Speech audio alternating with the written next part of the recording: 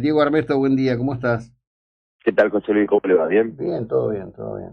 Bueno, me alegro. Has hecho un planteo en una columna que publicó Infobae, un banco federal, la deuda constitucional que la reforma puede saldar. Sí, ¿Cuál sería el criterio confrontante entre Banco Central y Banco Federal? en realidad en primer lugar, lo que propongo ahí es cumplir con lo que dice la Constitución. La Constitución antes de la reforma del 24 hablaba de un banco nacional, que era una gran discusión que había, si el Banco Central suplía la función del Banco Nación y el Banco Nación podía ser el que emitiera billete, cosa que fue saldada en 1935 con la creación del Banco Central de la República Argentina. Y en la reforma 94 se incorpora el concepto de federal, se cambia el nacional por el federal. Entonces, Mm, la propuesta que yo hago es decir, que hay que saldar primero el nombre. La Argentina es una república y tiene una forma de gobierno, una forma de Estado mm, federal. mm, Entonces, si el mandato constitucional dice que tengo que tener un banco federal con facultades de emitir moneda, claramente eso lo cumple el Banco Central. ¿Por qué? Porque nos diferencia claramente de los países que tienen un sistema centralista. mm. Por ejemplo, Bolivia tiene un banco central, Chile tiene un banco central, pero fíjese la diferencia con Alemania, Estados Unidos, que son regímenes federales y tienen una reserva federal o un banco federal. Eso es lo que se debatió en 1994 en la reforma constitucional, y claramente lo que yo propongo es, bueno, no se agota solamente en defender el valor de la moneda.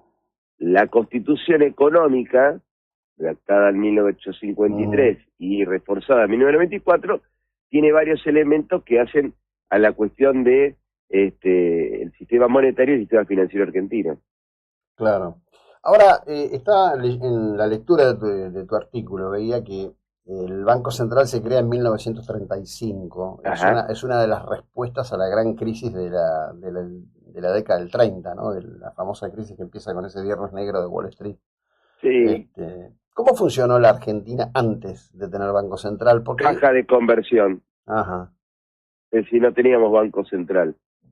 Es decir, era toda una caja de conversión directamente, donde no había un sistema regulatorio, donde no había una entidad madre del sistema financiero, y se regulaba entre los bancos privados. Es decir, la Argentina antes del 35, después es una recomendación que viene de Londres, es más, uno de los asesores, Pietri creo que es el apellido, del ministro Pinedo, el abuelo creo que de Federico Pinedo, que es el ministro informante en el Congreso de la Nación del Debate. Fíjate como todos los apellidos siempre dan vuelta y son los mismos. sí, sí. eh, Plantea la creación de un banco central. El Banco Central del 35 al 46 funcionó bárbaro, porque no era el Banco Central gobernado por el gobierno de turno, Claro. sino que era un Banco Central que era gobernado y cogobernado entre banca pública, que era muy pequeña en aquel momento, y la banca privada. Mm, Sí, manualmente lo manejaban los bancos ingleses. claro. Hasta que en el año 46, por medio de un decreto y después distintas leyes, las 12.000 y pico y el decreto 8.000 y pico, el general Juan Domingo Perón nacionaliza el Banco Central. Y ahí se terminó todo.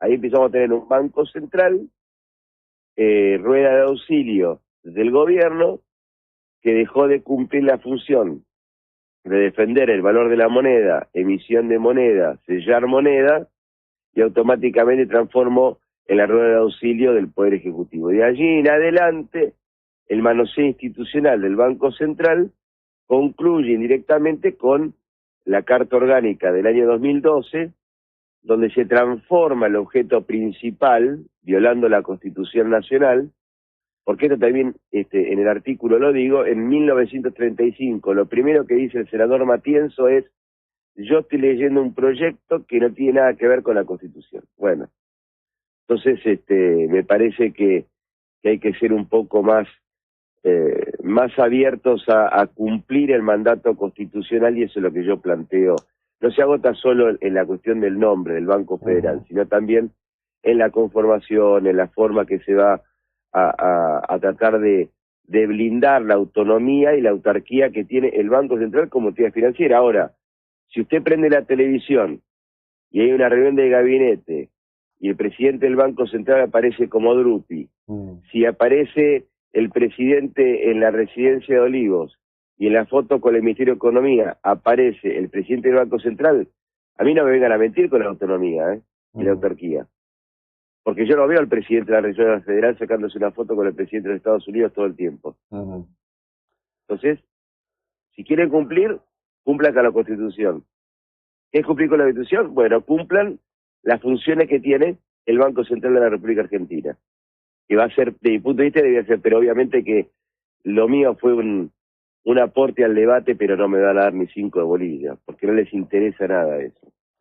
Bueno, evidentemente estamos en un tránsito donde, como viene ocurriendo hace 70 años en la Argentina, el pragmatismo es más poderoso, el pragmatismo del momento es más poderoso que cualquier otra cosa, ¿no? Sí, ahora, obvio. Sí, aprovecho de preguntarte por otras dos cosas.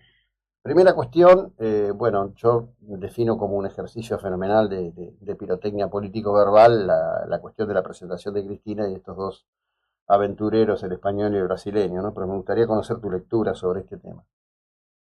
Mira, de aventureros no creo que sean aventureros, es decir, yo los identifico más como dos personas que vinieron a vender humo de algo que es una cosa que no se puede creer, es decir, es más, encima querer darle un cierto grado de seriedad, un viso de seriedad a cuestiones que te causan gracia. El planteo ante el Comité de Derechos Humanos de la ONU por posible violación a el debido proceso, la defensa en juicio, garantías constitucionales en la causa vialidad.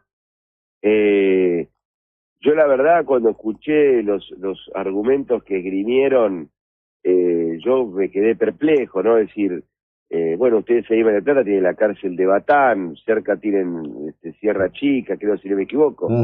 Escuchar al español decir que las terribles condiciones de detención de la señora, dije, Gallego, anda a visitar una cárcel en la provincia de Buenos Aires. Que alguien le avise el caso CELS de donde estaba Horacio Berbisky por las cárceles argentinas.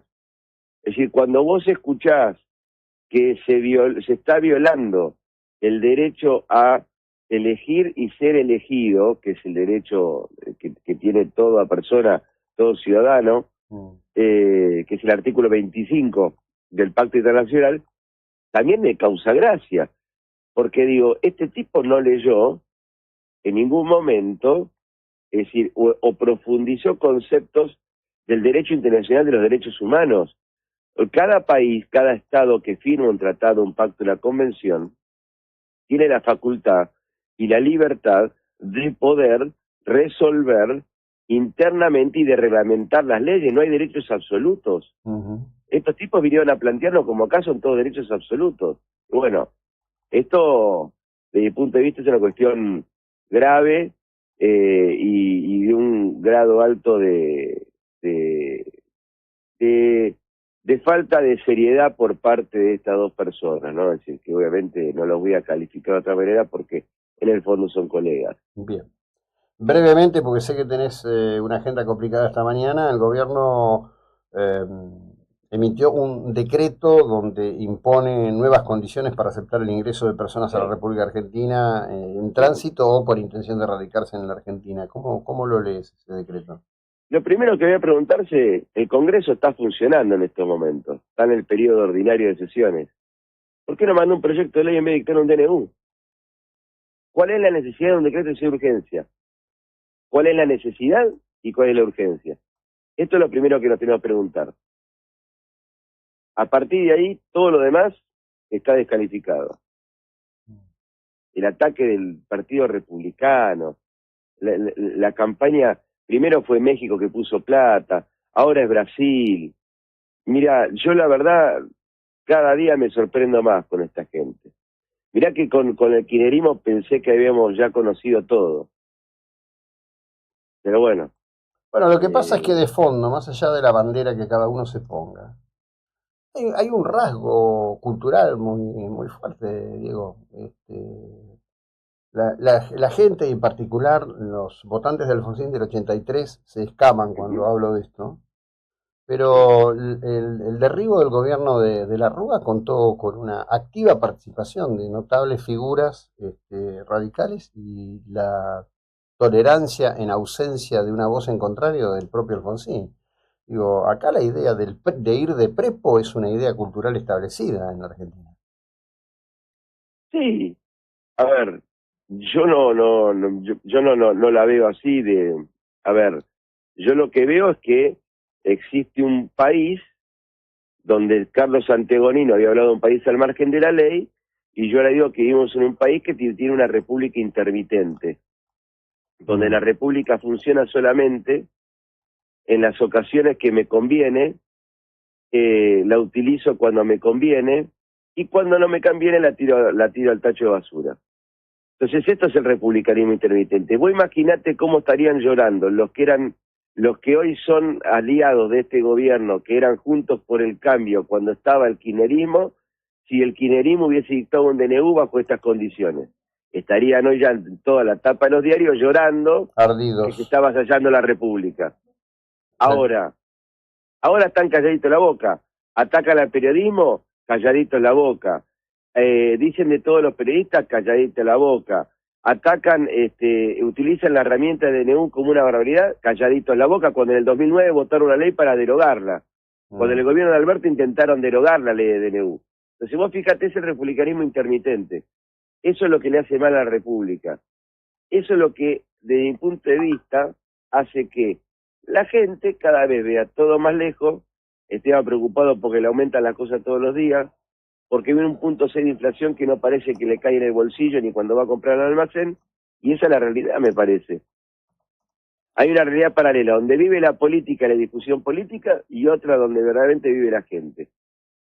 Si seguimos así, va a votar cada vez menos gente, Sí. y vamos a tener gobierno cada vez con menos legitimidad en lo que respecta a la representación. Pero bueno, es parte del show, y un poco puede ser esto que decimos, ¿no? Estos pragmatismos que hay constantemente, porque este mismo señor que ahora hoy va a hablar defendiendo al Banco Central es el mismo que hace 2, 3 años atrás te está diciendo que andaba con un palo por los programas de televisión vendándose los ojos, golpeando con un palo el Banco Central de la República Argentina.